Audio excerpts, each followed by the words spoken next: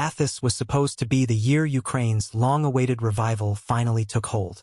After enduring Russia's brutal invasion, the resilient nation had positioned itself for an economic resurgence in 2023, fueled by an influx of international aid and the proud patriotism of its dispersed citizens.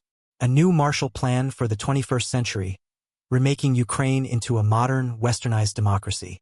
But as we enter the summer months, that renaissance is being threatened by an unexpected foe. The very Ukrainian refugees who fled Putin's bombs and now find themselves deeply embedded in the economic fabric of their adopted homelands across Central and Eastern Europe. From the corporate parks of Warsaw to the winding alleyways of Old Town Prague, these displaced workers have become indispensable labor forces, propping up sectors plagued by chronic staffing shortages. Their presence is an economic blessing, but also a moral predicament. I witnessed this dilemma firsthand during a recent visit to the Czech capital. Wandering the tourist-clogged streets surrounding the iconic astronomical clock, I encountered Lydia Vasilevska, a 51-year-old Ukrainian refugee who arrived in Prague over a year ago after fleeing Kiev with her 2 daughters and pets. Having previously worked as an accountant back home, Vasilevska now toils as a project manager for an NGO assisting other refugees. When I asked about potentially returning to rebuild her homeland, her eyes betrayed a swirling tempest of competing loyalties. When you hear President Zelensky say it's time for Ukraine to be together again, you are made to feel that you didn't just leave, but you abandoned your country, that you are a bad person, she confided, her voice tinged with resigned sadness. But it shouldn't matter where we are right now. Every one of us can help in this situation from wherever we have landed.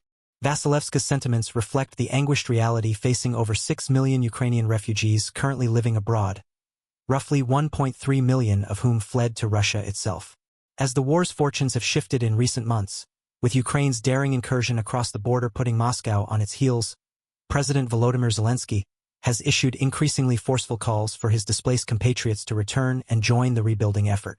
In a televised New Year's address, he implored Ukrainians to decide whether they were refugees or citizens, victims or winners. Yet while Zelensky champions a narrative of national reunification to fuel Ukraine's revival, the economic reality across Central and Eastern Europe tells a different tale. From the Baltics down to the Balkans, this refugee influx has proven to be an inadvertent labor crisis panacea, an unexpected workforce salvation for industries plagued by severe staffing shortages even before the war erupted. Consider Poland, which has accepted nearly 1 million Ukrainian refugees and granted them access to employment, social benefits, and financial aid. While Warsaw has hailed this open-armed policy as a humanitarian imperative, it has also reaped extraordinary economic dividends. According to a recent study by the UN Refugee Agency and Deloitte, the Ukrainian refugee population's contribution to Poland's GDP may have reached a staggering 1.1% in 2022 alone. How did such an impressive impact occur? The answer lies in the alacrity with which these refugees entered the Polish workforce. Ukrainian refugee households in Poland support themselves, with 80% of their incomes coming from work, after the arrivals entered the labor market more quickly than expected, the report noted. Their salaries, taxes, and consumption provided a massive economic boost at a pivotal juncture for Polish industries. The reverberations have been particularly pronounced in sectors like construction and transport, which previously relied heavily on Ukrainian migrant labor before the war prompted many to return home and take up arms. In many companies, Ukrainian workers constituted almost a third of the workforce, bemoaned Jacek Piechota, president of the Polish-Ukrainian Chamber of Commerce. Their absence was deeply felt. That absence has now transformed into a glut and an economic lifeline. As new factories, distribution hubs, and infrastructure projects crop up across Poland to support the nation's economic expansion, Ukrainian refugees have emerged as a ready-made labor force to catalyze that growth.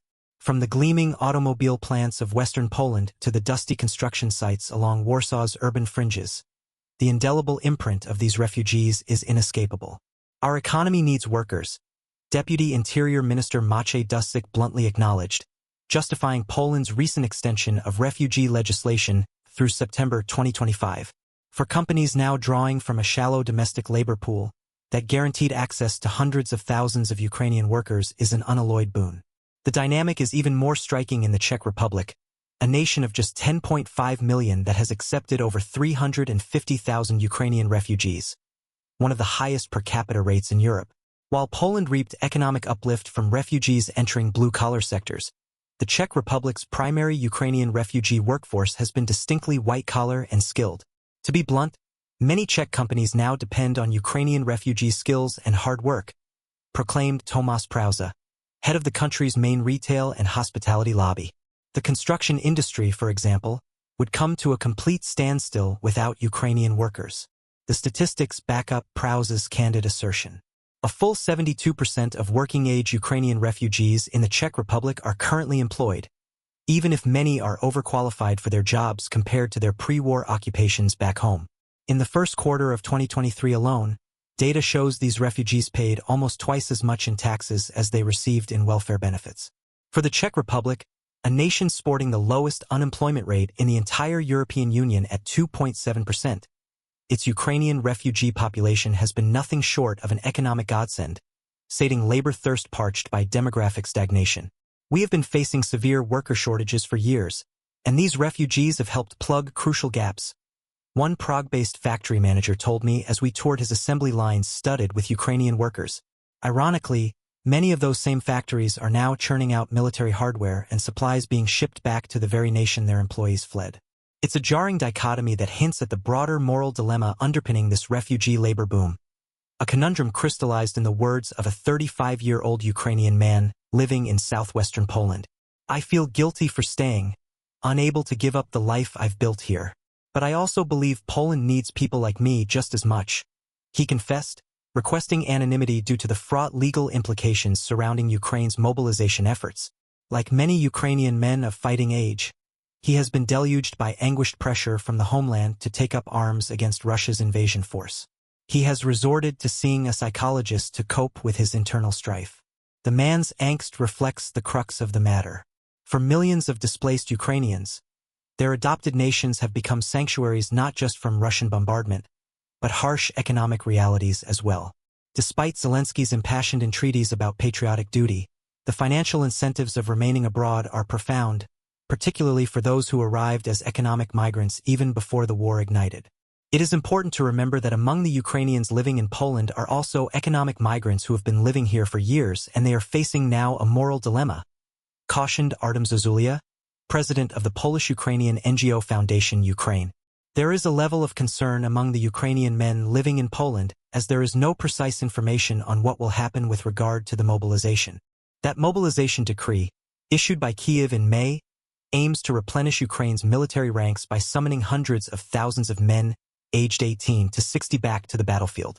For those who have planted roots and flourished economically across Central Europe's cities and towns, severing those ties to take up arms presents an agonizing personal crossroads. In Prague's bustling old town, I spent an afternoon with a group of Ukrainian men grappling with precisely this quandary.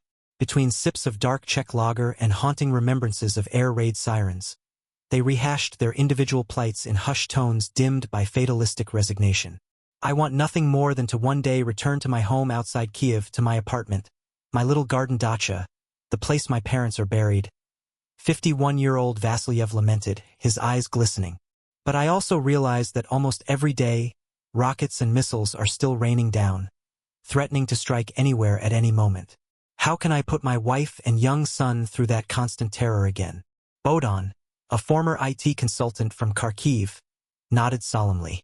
Though his city has been reduced to rubble by Russian firepower, the 33-year-old has rebuilt a comfortable existence in Prague's tranquil suburbs. I feel deeply torn between my love for Ukraine and my new reality here.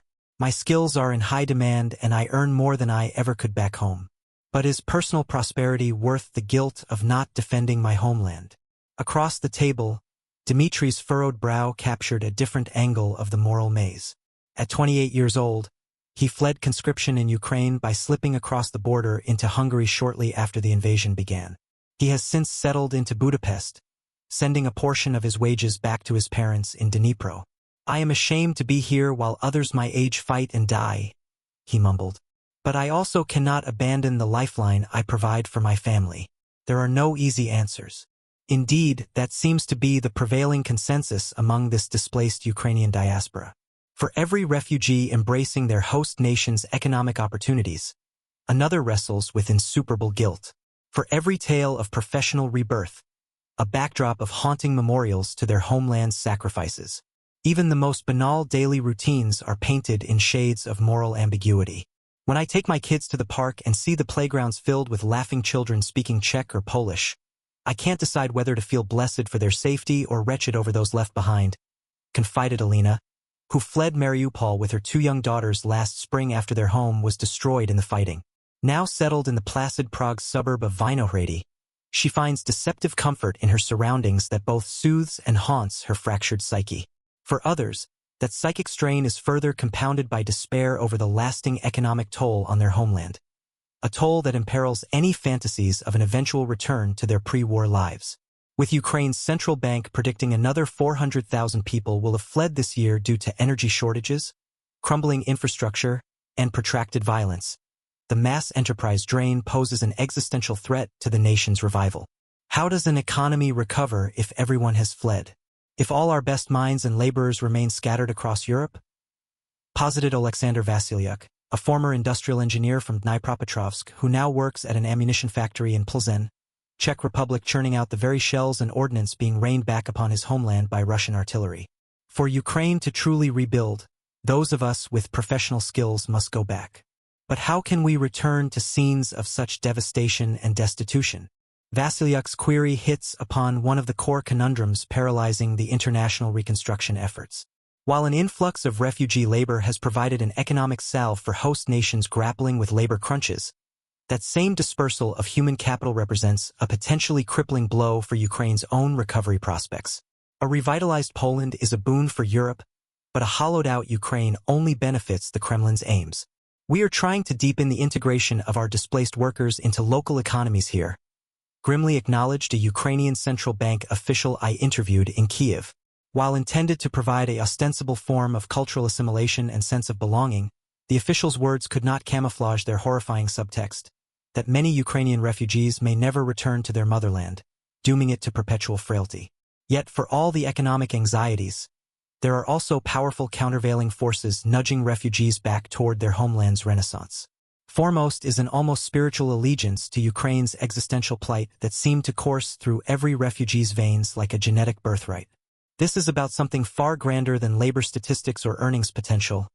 Yuri Kozachenko, another Armenian Ukrainian I met in Prague, lectured me with the fervid zeal of a mustachioed street preacher. At 46, he had built a comfortable middle-class life managing a sporting goods store in Kyiv before the invasion forced him to relocate his family across Europe. We are fighting for the very soul of our nation, for our right to exist as a free, sovereign people beholden to no tyrant's whims, Kozachenko proclaimed, his booming baritone slicing through the din of the old town square bustling around us. So while I am thankful to the Czech people for sheltering me during these dark times, how could I not want to return and be a part of writing Ukraine's redemptive new chapter? This unshakable sense of patriotic duty, of being foot soldiers in an historic struggle transcending any single refugee's travails, seemed to smolder within most of the displaced Ukrainians I encountered. For all their economic anguish, there remained an almost elemental calling, a centrifugal force pulling them homeward like salted Atlantic tides. Perhaps no one embodied that spiritual gravity better than Lydia Vasilevska, the former Kyiv accountant whose words opened this story. As our conversation at a quiet Czech beer garden wound down, I asked whether she envisioned permanently resettling in Prague, taking advantage of the opportunities the city's labor shortages afforded her. Vasilevska blinked, visibly affronted by the premise of my inquiry. "With all due respect, sir, that is not a choice for me," she replied, her voice erecting inflexible ramparts around each syllable. "Ukraine is my homeland, the underroot of my entire existence. To abandon her in her hour of need would be an unconscionable betrayal of my very identity." She paused, yellow and blue flecks seeming to dance across her iris as she steadied her gaze outward, towards an invisible horizon. "So while I am grateful to the Czech people for their generosity during this nightmare, no, Ukraine is my destiny, for better or worse. I will return one day, of that I am certain." A defiant crest glinted in her eye. "The only remaining question is what condition my nation will be in when I go back. It is that very question, burning with equal parts yearning and dread, that lies at the molten core of this refugee crisis, the ultimate celestial gambit over Ukraine's fate and its people's place in the world. Whether across the ruptured hometowns of the Donbass or the tidy suburban cul-de-sac of Central Europe, an entire nation's diasporic soul awaits its ultimate redemption story. For those fortunate enough to find new footing and fresh promise abroad, the conundrum persists. Is clinging to economic peace an unforgivable renunciation of their Ukrainian ethos? Or is propelling themselves into positions of stable prosperity the greatest long-term salvo in preserving their cultural legacy? Meanwhile, for the beleaguered nation they were forced to abandon, the paradox takes an even more vexing shape. Is the global dispersal of its most prized human capital mere tragic collateral damage in this brutal war?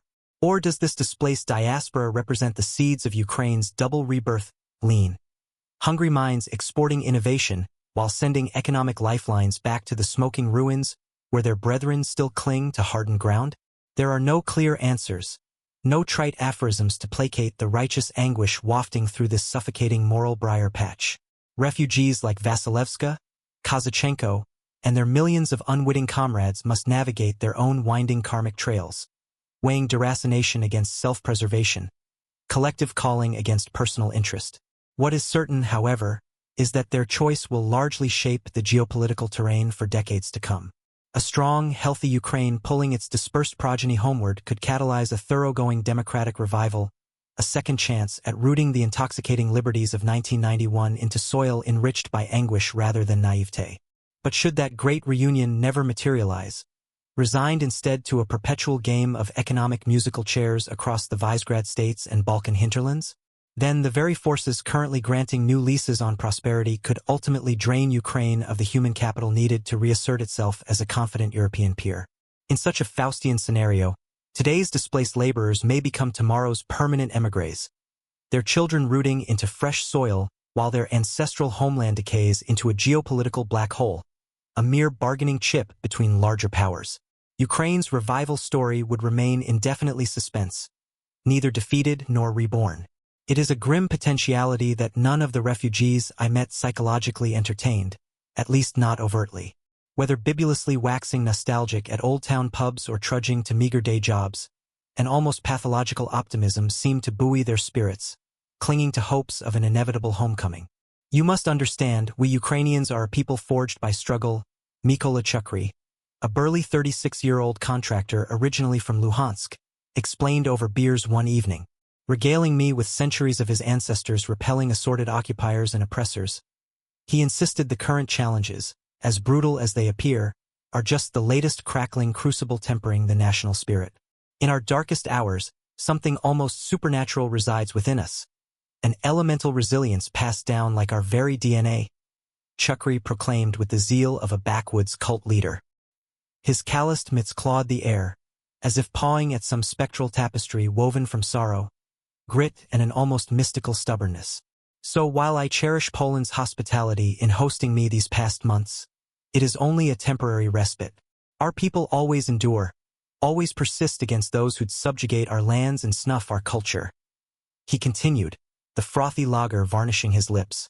Believe me, one day I will walk those roads back home, and we will have prevailed yet again, bruised and battered as ever, but still gloriously, indomitably Ukrainian.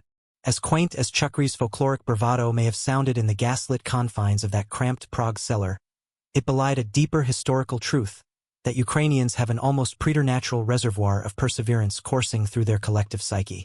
Resilience born of existential precariousness, of millennia spent straddling the fault lines of perpetual conquests and retrenchments, absorbing Russia's historical blows and cultural land grabs while obstinately clinging to their Slavic/steppe roots. This same spiritual fortitude was echoed the next afternoon by Antonina Shkabara, an elegant 58-year-old musician from Kherson who had been shuttled to Warsaw after a Russian siege enveloped her city. Over hearty bowls of borscht at a kitschy Polish cafeteria, she wistfully recounted the harrowing evacuations and privations that scattered her family from Crimea to Kiev and eventually across the Polish border. My grandparents survived the Holodomor, that terrible famine terror inflicted by Stalin, she recalled in a whisper, referring to the man-made calamity that killed millions of Ukrainians in the 1930s. They lost everything, down to the very bread upon which they subsisted. Yet still they went on, relentlessly preserving our customs, our language, our very cultural DNA regardless of who demanded they be stamped out. She allowed a somber pause, whether out of respect for her ancestors' sacrifices or to steady her nerves against the memory's emotional undertow. When she resumed, it was with lofted chin and an immutable declination.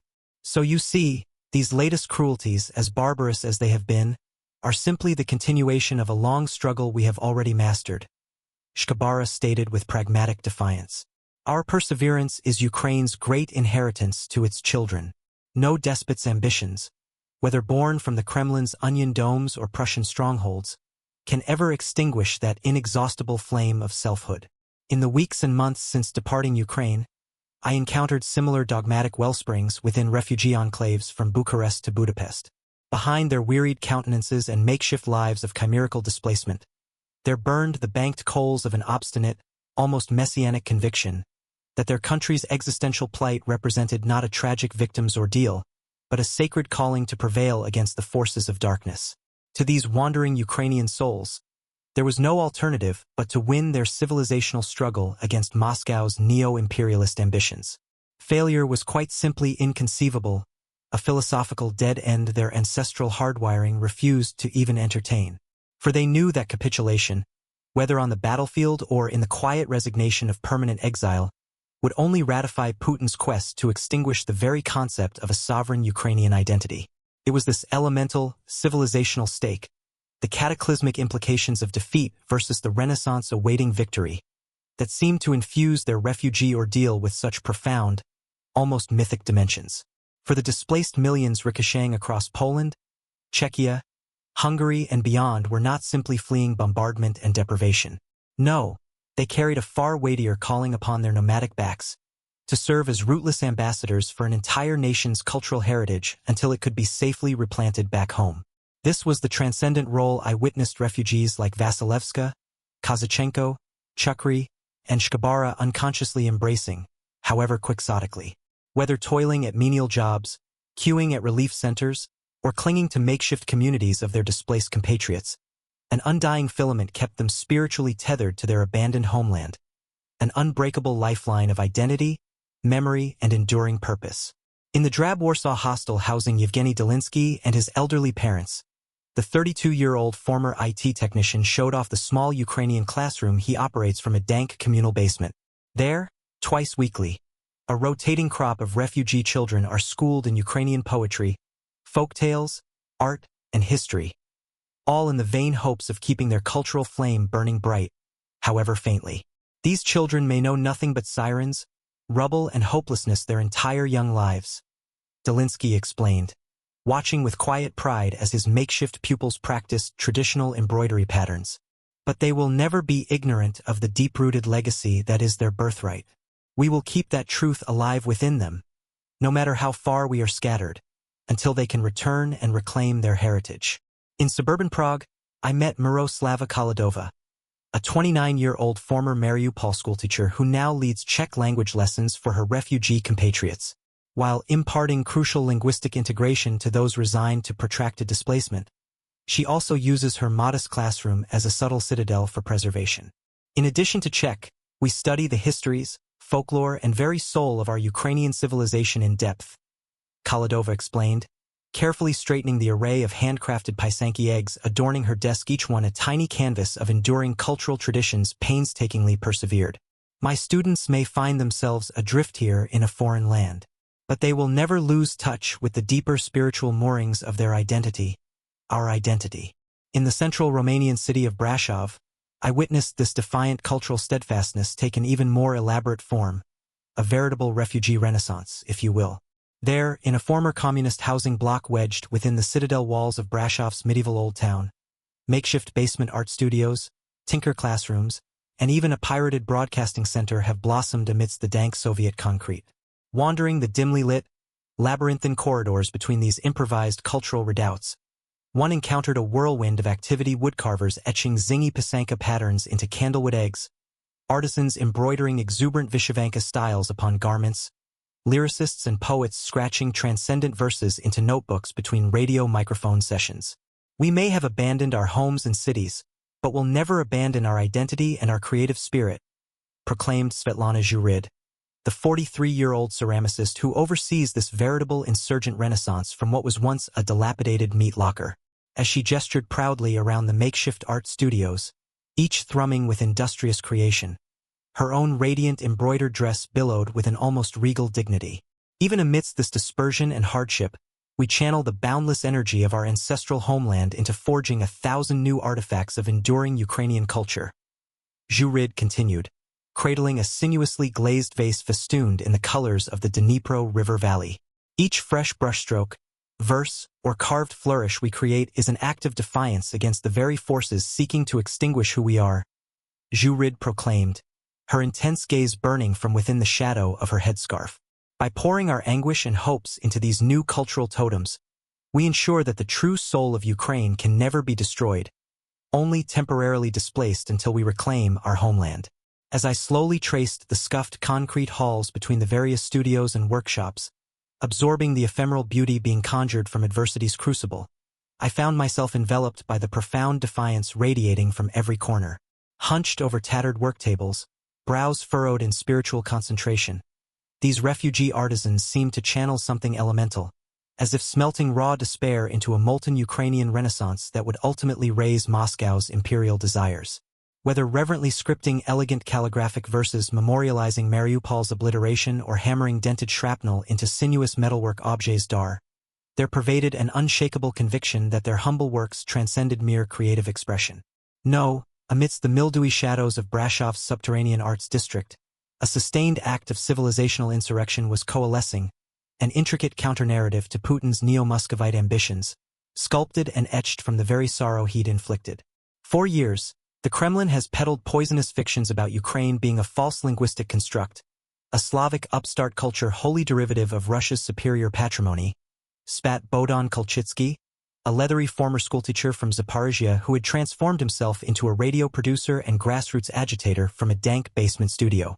But here in the bowels of this abandoned Soviet relic, we show the entire world the truth, a vibrant Ukrainian culture as richly authentic as any on the continent. As Kolchitsky's gravelly diatribe filled the bare concrete chambers over the studio's pirated radio transmitters, I could envision his words filtering through tinny speakers across the huddled refugee camps and displacement centers, a beacon of cultural affirmation severing Putin's narratives like a hot sledgehammer through frosted chains. We creators of the new Ukrainian avant-garde will be the vanguard ushering in our nation's rebirth, no matter how scattered our pathways may be. He thundered into the microphone banks, his voice reverberating with bravado. From these dank bunkers of liberation, we are already reconstructing the unbreakable soul of Ukraine, building the very artistic armory that will win hearts and minds the world over to our people's cause. As the reverberations of Kolchitsky's broadcasts faded within that subterranean complex, I found myself exchanging questioning glances with the other huddled artists and believers similarly transfixed. There was an unmistakable power, an almost rapturous mysticism catalyzing the stifled air around us, as if the sheer cumulative force of these strangers' hopes and convictions were alchemizing into something revolutionary. Was this the fabled, unconquerable spirit of Ukraine distilled to its ethereal essence? I wondered. The very soul and resilience Kazachenko and Shkabara had rhapsodized over mugs of Czech lager and Polish borscht?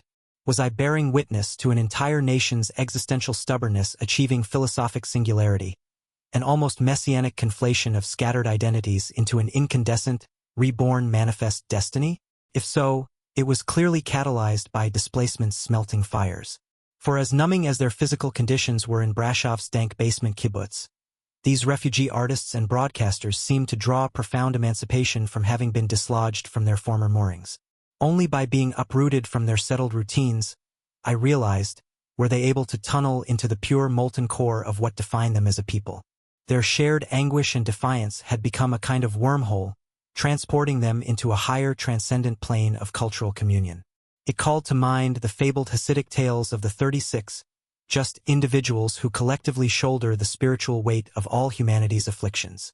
What if, across the displaced diaspora ghettos and shantytowns of Eastern Europe, a similar cadre of mystical cultural partisans were undergoing an existential alchemical reaction?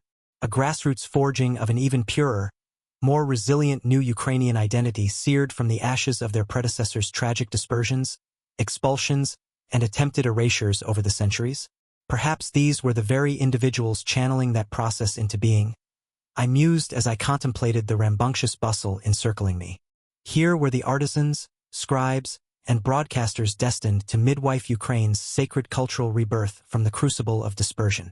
They may have arrived as rootless exiles, battered by Russian barbarity.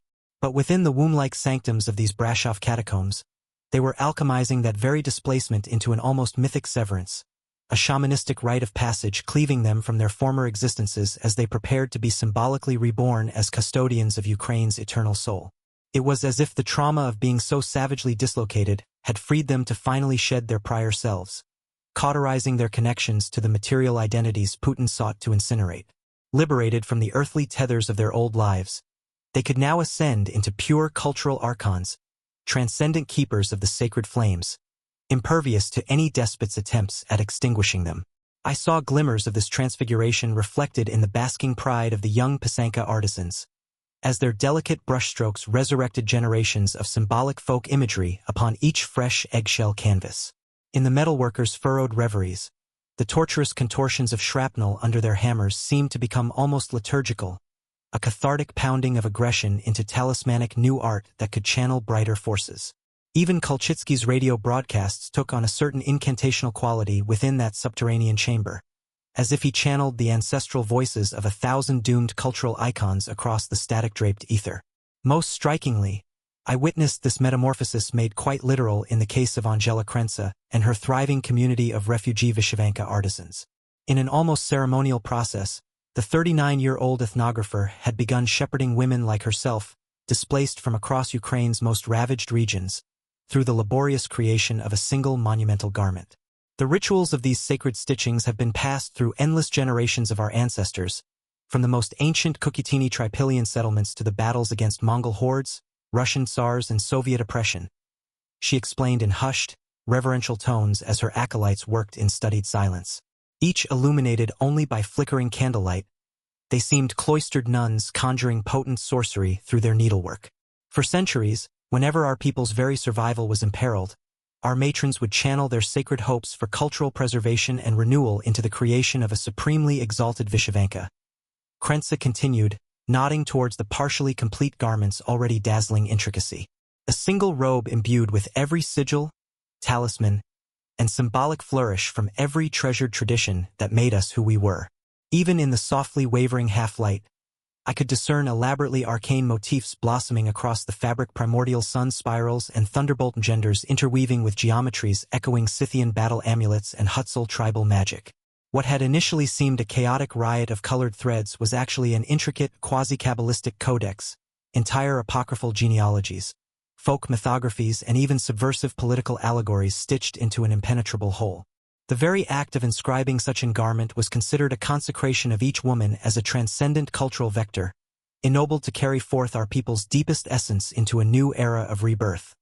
Krensa intoned solemnly. These are the garments our spiritual midwives wore, while symbolically rebirthing our civilization from oppression's labor into each successive renaissance. With those words, the almost terrifying resolve etched across her worn features left no doubt. This was no mere artistic exercise or ethnographic recreation.